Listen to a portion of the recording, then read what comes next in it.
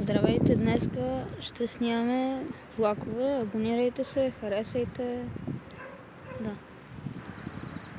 Там има остатъци от бивши релси, сега има само две релси. Там ремонтират релси. Една. Ясно. Там много далеч се вижда моста Чавдар.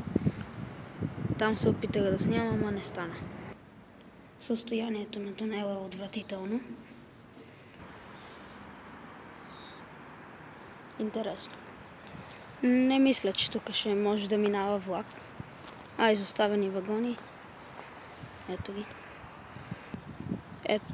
Ето е причината. Още вагони.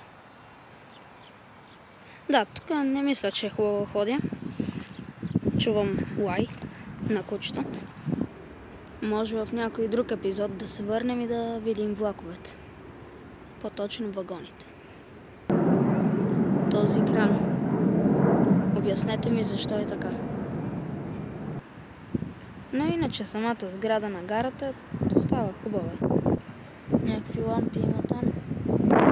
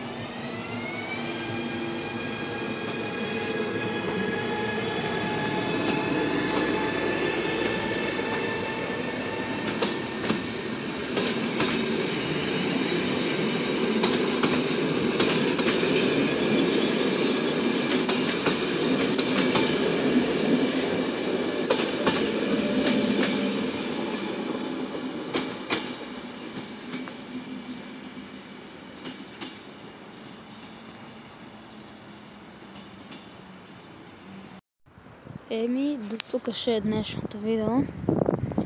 Абонирайте се, дайте лайк и чао. Съжалявам, че миналата седмица нямаше видео, но просто бях болен.